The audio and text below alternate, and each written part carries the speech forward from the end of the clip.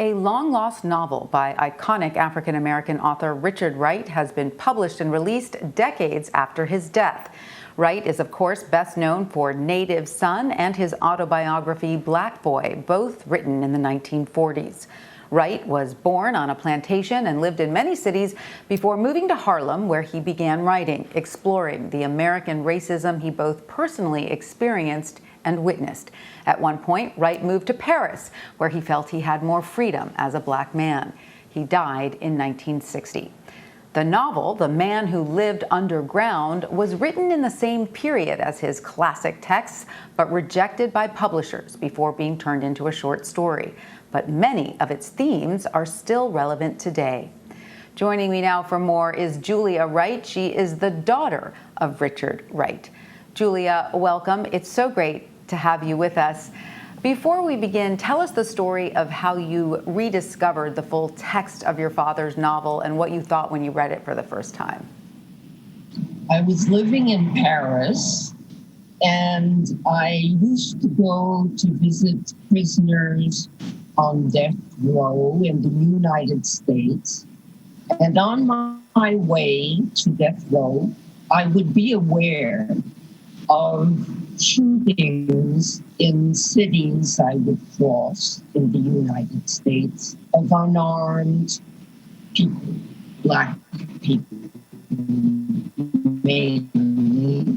And I remember Abner Lima, Amadou Diallo, James Byrd, who was dragged behind his truck and dismembered. And so when I got to the University of Yale, where my father's papers are archived, and I searched for a work to publish, because there are many unpublished works of his there, the manuscript, the long manuscript of The Man Who Lived Underground, leapt up as a no-brainer, because the first 50 pages were a description of graphic brutality, police brutality, against those same people I had heard about in those streets. It was like a time machine. So getting to the book, the main character is Fred Daniels, a black man falsely accused of murder. The police force him to confess by subjecting him to brutal beatings.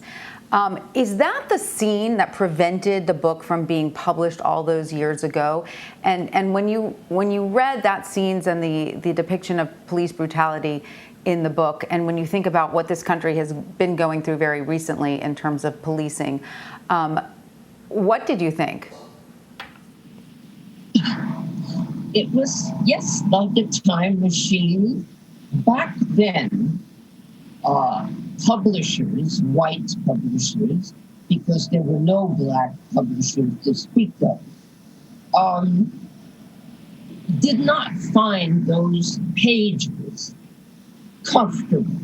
They said they were uncomfortable pages, unbearable pages. They could not stand there. They said their readership would not be able to stand reading those pages. So they would have to be cut out in order for my father to be able to be published. So that is how my father had to accept the publication of the shorter version. But those very pages are the very reason that drive the whole book. And what did your father say about this book? How did he talk about it to you and to others? He was very proud of this book, correct? How did he characterize it? Well, I was too young, because you must realize I'm the twin of the book. He wrote the book while I was in my mother's womb. So by the time we got to Paris in 1947, I was only 4 years old, and he brought the manuscript with him. It was the whole manuscript. But my feeling is that he felt dismembered. And when I say dismembered, I really mean that word. Because Black writers had to give up so much of themselves in order to get into print. And maybe some of that still stands today. The relevancy today of those 51st pages is so eerie that it still makes goose pimples come on my arm when I read them. They are so close to, for instance, the video of Andrew Brown that is being withheld today. Just like those 50 pages were withheld back in 1941. Right. And of course, Fred, the main character, spends much of the book underground, tunneling through basements, and even stealing while on the run from police.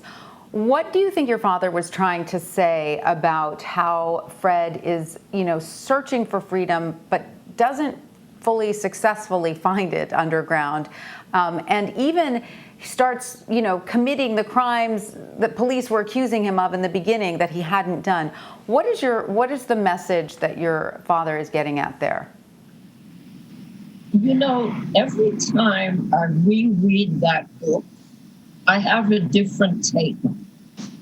This time, I would say that my father was trying to speak or write about manufactured guilt. The way the police forced the confession out of Fred Daniels, manufacturing guilt inside his mind, planting a doubt of innocence inside his mind. And when I watched the trial of Derek Chauvin the other day, and I watched people like Darnella Frazier stand, and the way she, in all her innocence, felt guilty for not having done enough, I felt, yes, that's Fred Daniels. Well, the release of this book does feel particularly timely. What do you personally hope that readers take away from your father's book, especially reading it at this moment in history?